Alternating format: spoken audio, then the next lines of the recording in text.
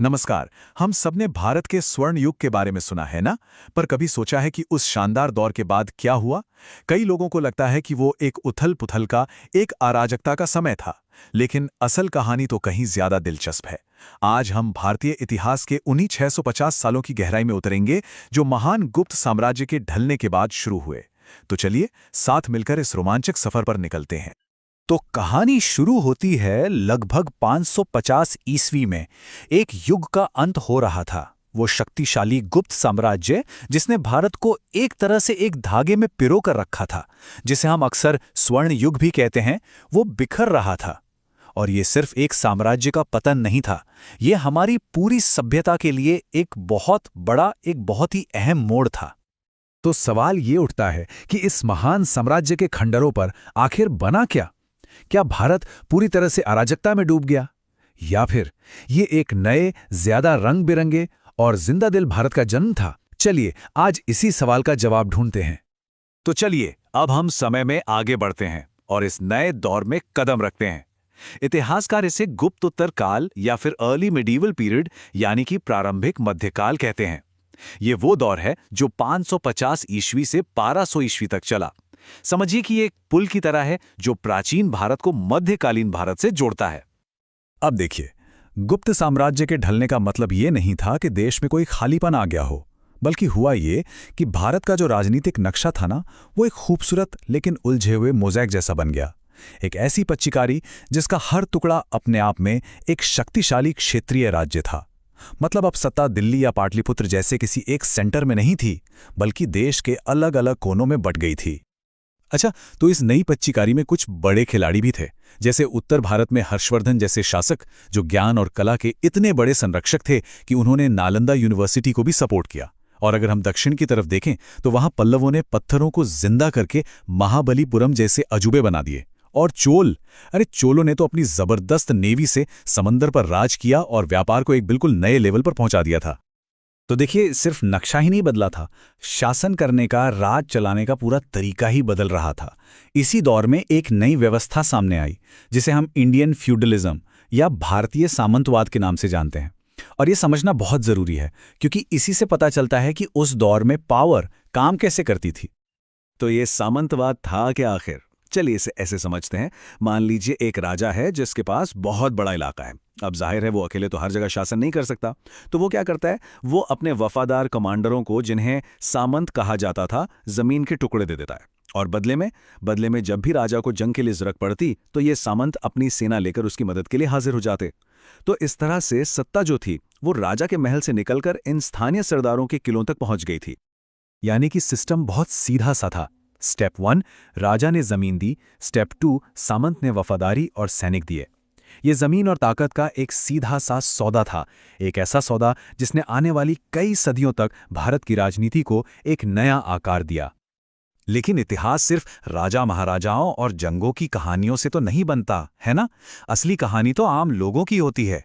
तो चलिए अब जरा आम लोगों की दुनिया में झांकते हैं और देखते हैं कि इस दौर में उनकी जिंदगी, उनकी आस्था और उनके सोच विचार कैसे बदल रहे थे। ये दौर ना एक बड़े ही दिलचस्प विरोधाभास का दौर था। एक तरफ तो समाज की जो पुरानी जाति व्यवस्था थी वो और भी ज्यादा सख्त होती जा रही थी, लोगों को नियमों में जकड़ रही थी।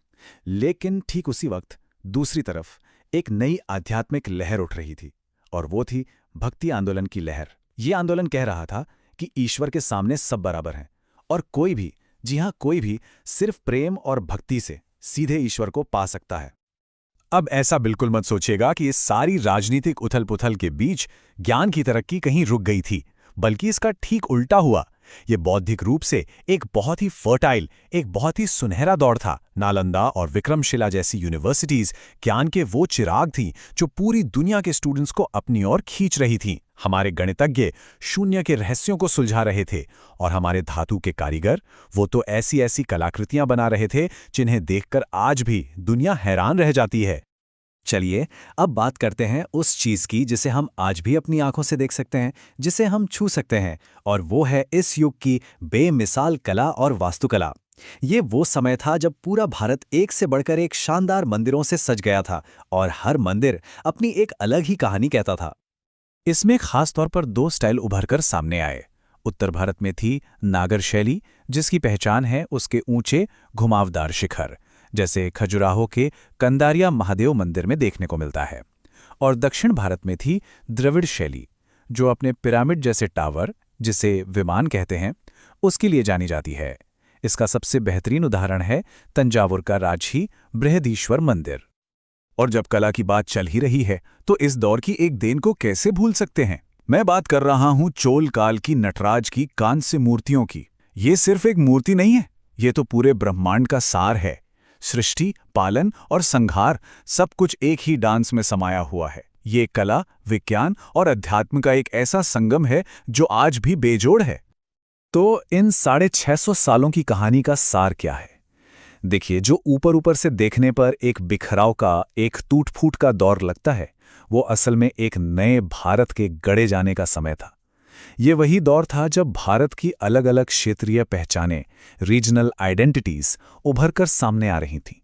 और यही पहचानें तो आज भी हमारी संस्कृति का एक अटूट हिस्सा हैं। तो एक बार फिर से इस पूरे सफर पर नजर डालते हैं। कहानी शुरू हुई 550 ईस्वी में गुप्त साम्राज्य के पतन से।